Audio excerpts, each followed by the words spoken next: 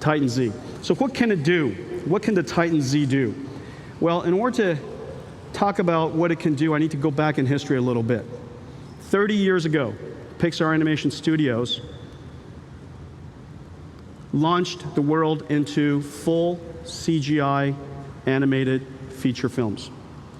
Luxo Jr. 30 years ago was the first animation, CG animation, to win an Academy Award. RenderMan, with programmable shading, played a large role in inspiring us to build a GPU with programmable shaders in hardware. It took an hour and a half to render each one of these frames on a convex mini computer. And these scenes, notice they're beautiful. Programmable shading offered really soft lighting, specular highlights, proper lighting, shadows. Everything just looks natural and beautiful. Well, 30 years later, the work at Rhythm and Hues broke new ground. This is now 2013 Academy Awards Best Visual Effects. It's very, very clear now that generating a beautiful image is not enough. You have to first do the amazing physics simulations of the real world, so that you could create the mathematics behind water and fire and smoke and particles and collisions before you render it. The unification of simulation and computer graphics is very, very clear now. That computer graphics alone was not enough. The vision that helped us, that inspired CUDA for computer graphics, has really come true.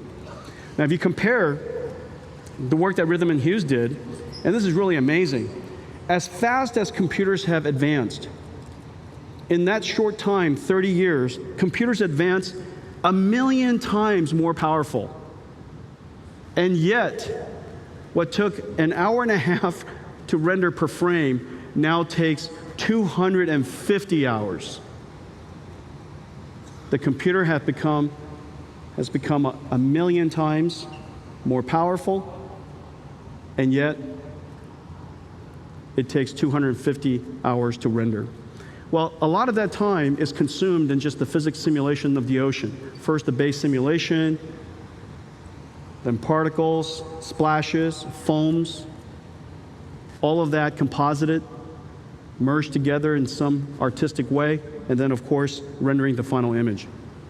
Well, just as we demonstrated Luxo Jr.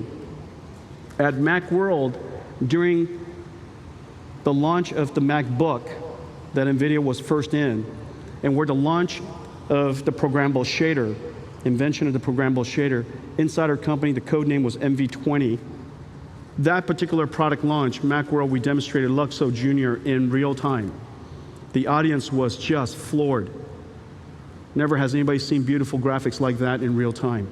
Well, ladies and gentlemen, we have a real treat for you today. Jim, let's go to the demo.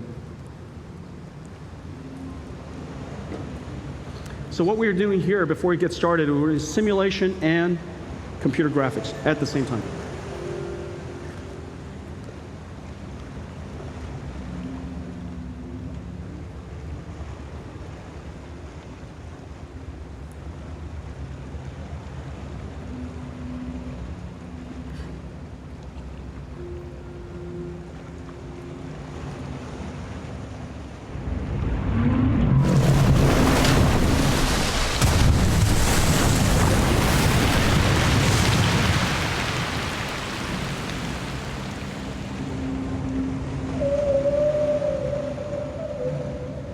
Now remember, first of all, what do you guys think, guys?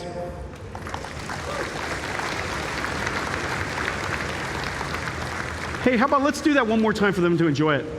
Slightly different. Let's let them enjoy it one more time. And then we'll tell them about it.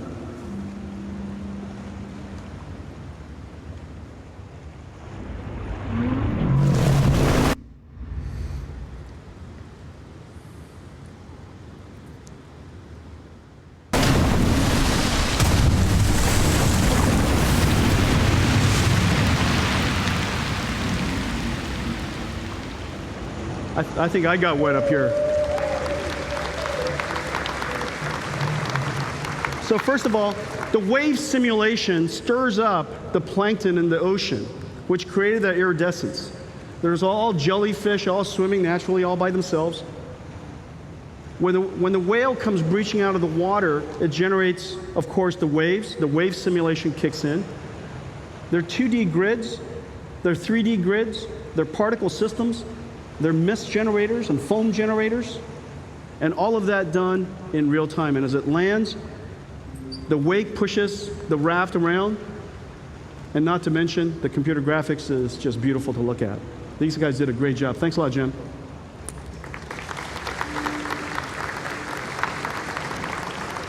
Now we'll show you a few more things. Next up,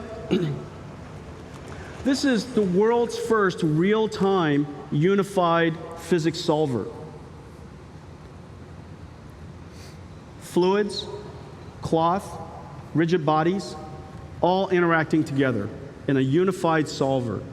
Every single physics detail is coupled. One physics simulation affects another, and all of the others around it. Okay, so all of the physical behaviors are coupled. The world's first unified physics solver in real time. So let's show them that. Thanks, Jensen. So as Jensen said, this is what we call Flex. It's a fully unified solver where the fundamental building block is actually particles, and all kinds of different materials and different kinds of objects with different properties are represented using particles. So here we have, we're showing fluid interacting with rigid or solid objects. And so, Jim, this is a turbulent flow simulation, and it's kind of like the turbulent flow, that vortices that come off the wingtip of a plane. That's and right. All the turbulent flow behind it. Exactly. So the turbulent flow is generated depending on the actual interaction of the fluid with the solid surface, and so vortices are then generated, and that it leaves this beautiful wake. And this is also the first simulator that is grid-free, right? For all of the computational mathematicians in the audience, there are no grids here, and it's grid-free, and so the simulation approach is a sparse matrix approach, which is really, really data movement intensive. Okay, let's see a few others. Sure. Here's another scene which shows off the interactivity. Let's go back to the last one, please.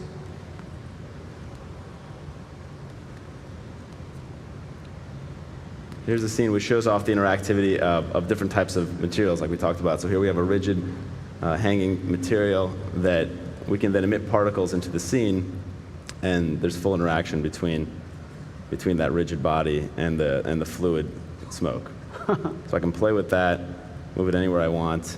I can stop emitting particles, emit some more fluid. And so you could see that all of the physical simulations and behavior are all coupled. The smoke is interacting with that rigid body, and of course the springy rubber wires are interacting with everything as well. Exactly. Everything all very naturally. No artistic animation is necessary. You just set it free and let it simulate. That's right. And because everything's represented as particles, they can all be efficiently simulated on the GPU. So this is all GPU simulated. And so it takes something like a Titan Z, where we're doing the simulation on some of the GPUs, some of the CUDA cores, and of course the rendering, the computer graphics is also beautiful, is done by the other CUDA cores. Okay, let's take a look at another demo. Sure, here's another nice scene which shows off both the beautiful fluid simulation and turbulence of this simulator, but also the ability for the actual the grid-free nature of the simulation. So typically we constrain simulations to grids because it makes it easier to simulate and bounds the problem in a way that fits nicely on GPUs. But this is the first time we've done a simulation that's completely grid-free. Can you just imagine how naturally it is going to be for artists now to create video games and other content? The character would just show up, and of course there could be an explosion, or there could be a layer of smoke, and they just walk right through it. And so no artist manipulation is necessary, and as a result, the cost of creating the content is reduced. But not only that, it's just much, much more beautiful and much more realistic. Okay, let's take a look at something that you just got a glimpse of. Fire is really beautiful. It's always something really cool to do. Of course, one of the things that we want to do is volumetric rendering. In this particular case, what we're doing here, we're simulating not pixels and grids, but we're simulating voxels. This screen that you're looking at is now split into 32 million voxels, which are basically little cubes in 3D space inside this simulation. Instead of a pixel, which is a dot, a voxel is a volumetric pixel, or a voxel, a cube.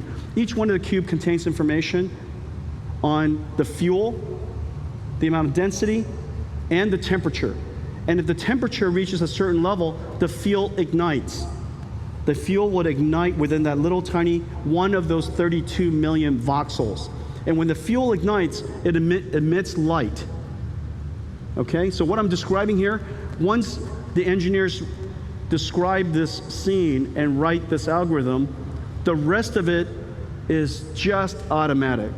The rest of it just happens differently every single time. And so this is volumetric smoke and fire, and let's have some fun with it.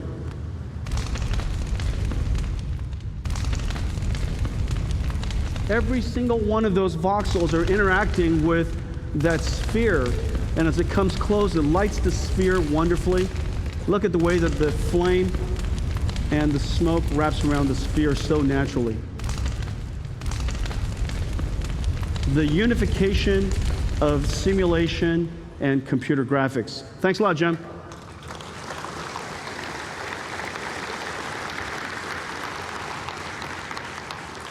Well, we've got to put it all together for you guys and always show you something you've probably never seen before. This is the work from an amazing company called Epic. This is their next generation game engine called Unreal Engine 4. Unreal Engine 4 is the first game engine that has integrated our GameWorks physics and computer graphics libraries. So the scene that you're about to see is completely generated in real time. Thanks a lot, Paul. It's generated in real time. You're going to see cloth simulators, water simulators. Look at the way that the environment is destroyed. The destruction looks real. It is real. It's simulated.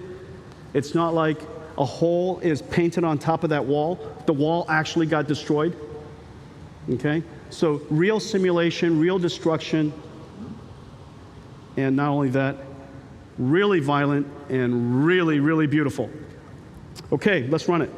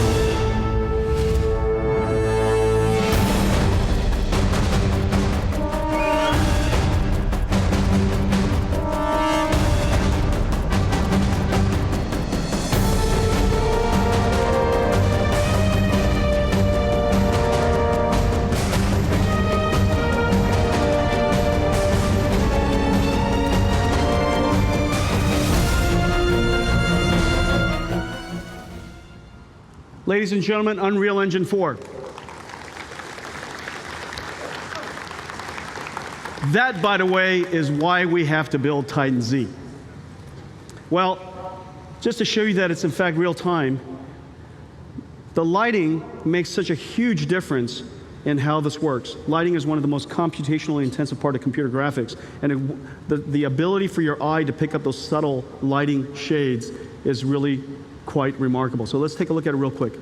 This is flat lighting. This is without lighting. This is just basically texture maps. And this is essentially what computer graphics used to look like. Of course, you would just make the texture map a little browner or a little redder, but it's flat like that. In fact, if you take a look at most video games today on mobile devices and even on PCs, they tend to be flat-ish in the way that the lighting is done. Now turn on lighting, everything comes to life. And you add to it water simulators, particle simulators from the sparks, destruction simulators when the characters hit the wall. It just destroys all by itself. because it knows how much force was applied to that wall, and as a result, it would destroy appropriately. Doesn't matter where you hit the wall, it would destroy it as appropriate. Simulation and visualization coming together. This is the future of computer graphics, and you're looking at it, getting a first glimpse of it here with Unreal Engine 4 running on Titan Z. Thanks a lot, guys.